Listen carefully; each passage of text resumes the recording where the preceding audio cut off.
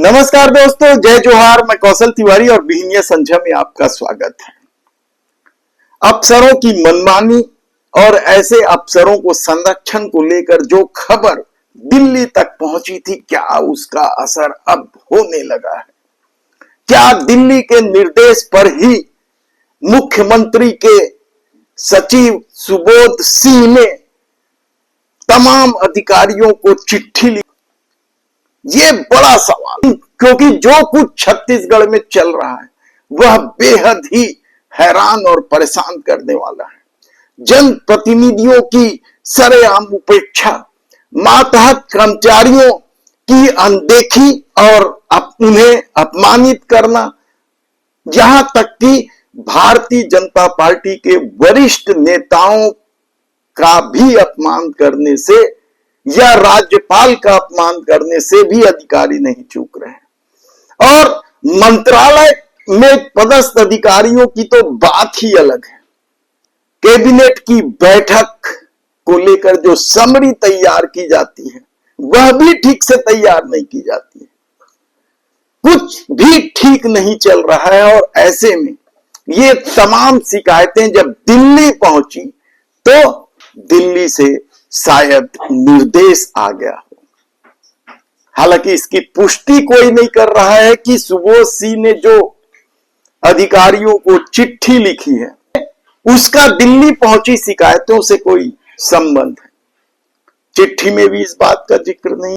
तब सचिवों को जो चिट्ठियां लिखी गई हैं, सभी विभाग के सचिवों को, वे चाहे किसी भी विभाग के हों, सारे सचिवों को चिट्ठी लिख साफ तौर पर कहा गया है कि अब लापरवाही बर्दाश्त नहीं की जाएगी। यानी सोचिए कि अधिकारियों की मनमानी किस हद तक बढ़ गई थी कि वे कैबिनेट की बैठक को लेकर जो एजेंडे तैयार किए जाने थे, मुद्दे तैयार किए जाने, उसकी भी तैयारी वे ठीक से नहीं कर रहे थे।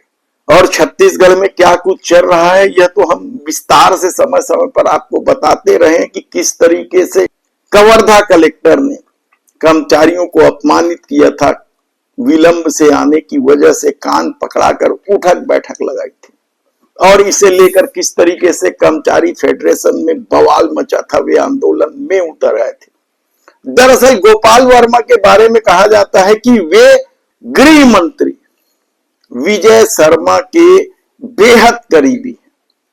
शिक्षा के दौरान वे उनके सीनियर रहे हैं और इसी वजह से उन्हें कवर्धा में पदस्थ किया गया ताकि प्रशासन के साथ साथ राजनीति को भी अपने अनुकूल किया जा सके।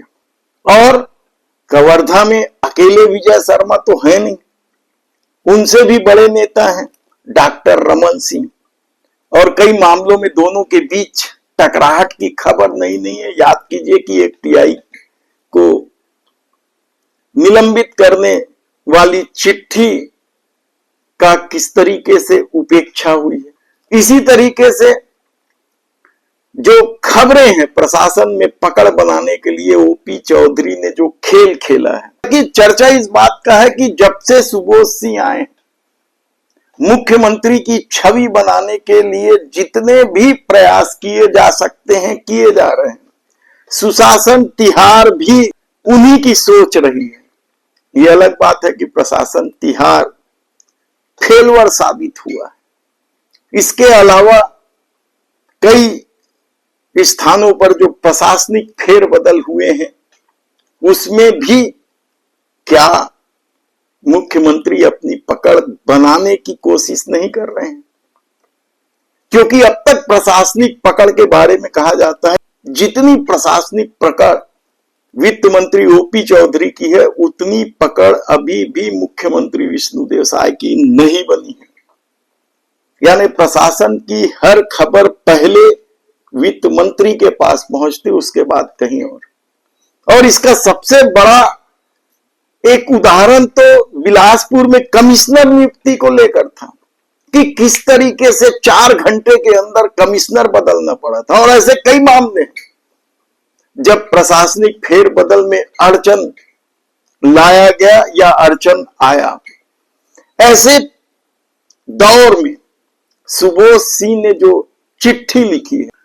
ऐसे दौर में जो सुबोध सिंह ने सभी सचिवों को चिट्ठी लिखी है, क्या आने वाले दिनों में इसका असर दिखेगा?